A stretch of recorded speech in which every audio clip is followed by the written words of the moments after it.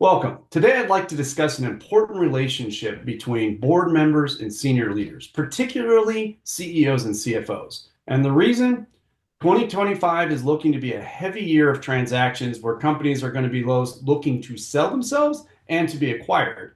And whenever we're going through an acquisition or a transition, one of the most critical functions that's going to drive financial return is that relationship between board and leader. And today I've invited Jim Courtney. I've known Jim for years. He's a very veteran business leader who knows a lot about what's going on, especially in the board space. He's one of the few people that I know of that's had the opportunity to transition from a corporate board to a heavily investor-led board. So I think he'll bring a lot of insight into the importance of that relationship. And so with that, I'd like to give Jim an opportunity to introduce himself before we tackle the three questions about boards and leaders. Welcome, Jim. Thank you. Appreciate being on. My background is fairly straightforward. I graduated from the University of Kansas with a degree in business administration, major accounting, minor economics, and then the journey began. I was very fortunate to work for mentors who saw that I had some ability to help companies move from where they were to where they needed to be, whether that was due to dysfunction, technology, or new business need. The other thing is it gave me a great opportunity to work with people both domestically and internationally, as one of my opportunities was working with a company with its headquarters in Tokyo, Japan. That was an experience. And so let's talk a little bit about that relationship with that company in Tokyo, Japan, because I think that's where a lot of people are going to be interested in. Because in that relationship, having known you for a while, is that this organization was actually investing in you because they're looking to start a financial services firm. So basically, they gave you access to all the funds that you needed to launch this organization. So they're acting as that investor. So can you share a little bit of background about that relationship and how that was set up? Because I think it'll be really fascinating and really topical for how we think about working with boards. Certainly, it was an interesting opportunity because I was given a blank sheet of paper to build a captive finance and leasing company in the US market for their products. It allowed me to learn there are different ways that boards work. As you pointed out, I was working with a board that was basically headed by a person internally in the company and the bank. And that was a new experience, working directly with bankers to have access to funds so that you had one of the three elements of building a great business: time, money, and resources.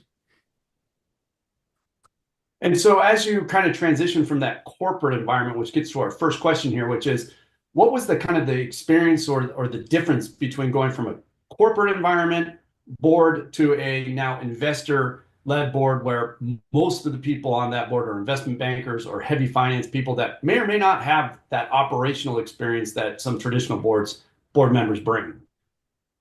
True.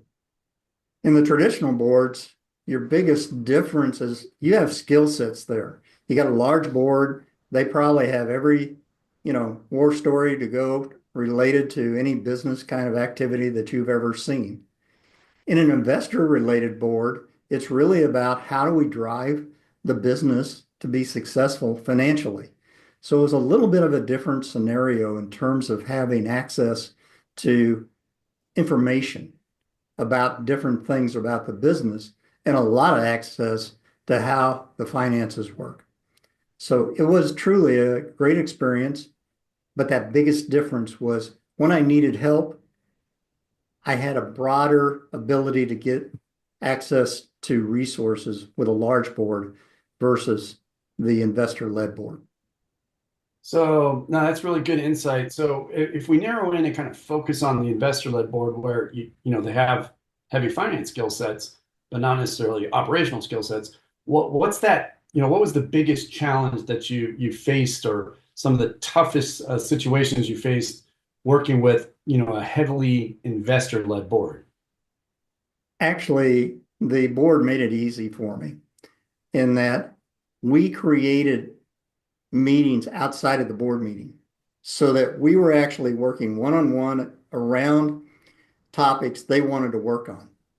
So we went through those things in a very focused environment, sometimes one-on-one, sometimes a small team. But we were able to get those things really resolved. So there weren't any surprises when we came to the board. We had such a great relationship before the board meetings that the board meetings became like 30-minute activities to approve things we'd already decided. And it was something I had never experienced before. Now, that's really interesting because that's a different experience than I think a lot of people have. So, I know just having known you that culturally it's kind of the way the Japanese market works or the Japanese organizations work is they do a lot of things offline. But taking that best practice and trying to apply it to the American or the US situation, especially investor-led boards, how would you think about or how would you approach building those relationships to create that synergy? Even though I didn't have that exact same experience with US boards, that outside relationship outside of the board meeting was still critical in the success of what we were trying to accomplish. It was always good to be able to sit down with the chairman of the board and ask them, what do you see as our greatest challenge? And then share what you saw and come to an alignment so that you could move forward. That was something I learned here and I used in those other environments. But it's so important that you build a personal relationship as well as a professional. So for those that maybe have had a little bit of a different experience in boards, mine's have been much more confrontational. Um, when how would have you ever had the experience when you're trying to reach out to a board member or you're trying to figure out how to build that relationship where they wouldn't want to have a one-on-one with you or they wouldn't want to get with you or have you ever seen that experience or if someone's trying to figure out how to do it, how would you recommend someone build those relationships that aren't necessarily traditional approaches in the US market? Yeah, sometimes you run into people, they just have a certain way and they don't want to, meet with you for whatever reason. In those environments, frequently I went to the chairman of the board or other people in the board and asked for their help in getting those kind of relationships built. It didn't always work as successfully as I would like, but at least there was some level of success to where you gained the respect of each other and you found ways to resolve those questions that were in that board member's mind so that you could move forward. Interesting. And then so for those situations where they wouldn't want to meet with you, what role or where you're struggling to kind of build those relationships, what role or how did you lean into the chairman of the board and what role did he play in helping you build those relationships? Basically, the chairman of the board, whether it's a man or a woman, basically all you're doing there is saying, I really want to get a relationship built with this person. They have really great questions, but they surprise them on me in the board meeting.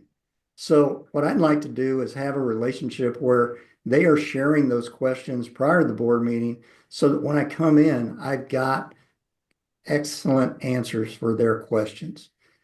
Can you help me? And normally the chair would then say, let's do this.